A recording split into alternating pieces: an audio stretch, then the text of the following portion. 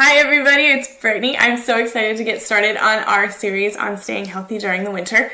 I think winter gets a horrible rap. I love winter. I think it's absolutely gorgeous, and I love that we have this time of year where we're really forced to reflect and take a step back, be grateful. However, it's also cold and flu season. And so there's a lot of illnesses that have a tendency to creep up during the winter. In particular, rheumatoid arthritis and fibromyalgia, the pains can get a lot worse during the winter for many people. Not everybody, of course. There are cancers that are diagnosed more often during the winter. There are people who every time they get the sniffles, it goes to bronchitis, and that always happens in the winter, and so then they spend all winter coughing and sneezing, which is just awful. And then, of course, we have SAD, seasonal affective disorder, which is so aptly named, and it's depression that really only happens during the winter. I'm a homeopath in Ontario. Before that, I was a classical singer, and as a singer, if you get the sniffles, you lose your job, or it's not like you get fired, but you can't perform, and if you can't perform, you don't get paid. And so I've spent years being really paying attention to every detail. I mean, is it too dry? Is it too humid? Is it too cold? Is it too hot? How much time did I spend outside? What did I eat? Just micromanaging every single little thing so that I would never get the sniffles. Now, thankfully, I don't have to do that anymore. Partly just because my own health has improved so much with homeopathic care, but I've learned a lot of great things along the way that I want to share with you. So, and these are going to be things that they're not going to cost a lot of money to do, and they're not going to take a lot of time. It's one of my pet peeves when, you listen to videos like this, or you read an ebook or whatever, and they tell you these great things, but they take like 5 hours, and they're really hard to fit into your schedule.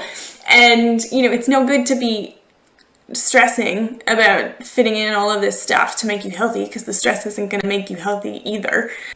But so today, I really want to talk about my number one thing, and that is vitamin D. Because vitamin D, we can only synthesize ourselves when we're exposed to sunlight, which just doesn't happen in the winter.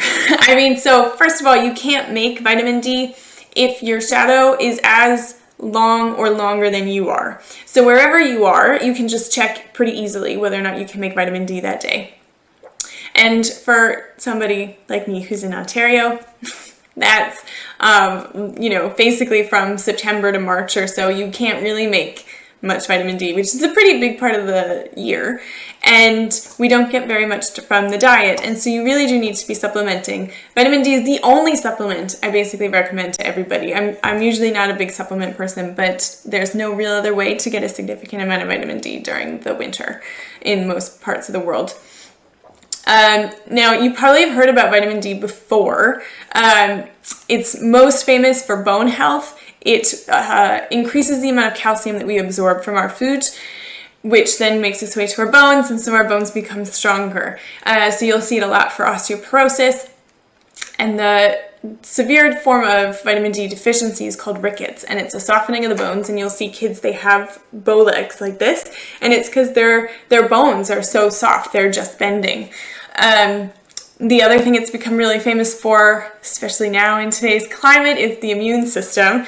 So it not only helps us not succumb to an infection, because it will neutralize a pathogen, and it also helps with our antibody production.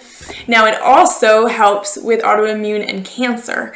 So with autoimmune, really the issue is our immune system is attacking the wrong thing, and it's a bit overactive. There's a lot of evidence that if someone's deficient in vitamin D, they're more likely to get an autoimmune condition. And if they become sufficient, so they were deficient and now they've taken enough to get back to normal, whatever symptoms they have of their autoimmune condition will start to get better.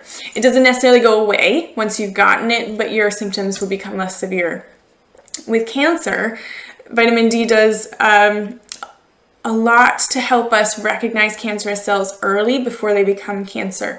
This is particularly true for prostate and breast cancer.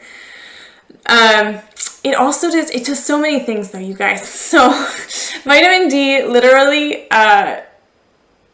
like turns on and off over 4,000 genes in our body. So it's really hard to say what systems it doesn't impact. It impacts our muscle strength, it impacts our cardiovascular health, it helps with blood sugar regulation, skin health, sleep. It's hard to say what it doesn't do. And there's this researcher in Toronto named Dr. Veith who talks about vitamin D as paper in an office. So it doesn't necessarily do a whole lot on its own, but it's responsible for getting messages to every part of the office. So if you cut your paper budget down and you don't have enough paper, someone's going to miss a message somewhere and something will happen. But it could kind of be anywhere because it's the messenger for so many different things. So how much to take and what to take. So take D3, not D2. D2, there's no safety issues as far as I'm concerned. We just don't absorb it as well. So it's just a waste of money as far as I'm concerned, because why take something you can't absorb well? I recommend 4,000 to 8,000 IU a day for adults. For reference, most medical associations will recommend 400 to 600, so we're talking about 10 times what the normal recommendation is from most medical associations. The reason why is a little bit complicated to go into right now in this short video, but I can go into it more depth on my live session on December 14th. However, there's no safety issues with the doses I'm talking about. So the toxic doses really don't start until you're at 40,000. So another 10 times what I'm suggesting. So you're still well below a toxic dose. And the doses I've chosen, basically, they have the most evidence, as far as I'm concerned, that they'll get you to the optimum blood levels. With the recommended doses of 400 to 600, I think you're still going to be deficient. And there's a fair number of evidence that has convinced me of that.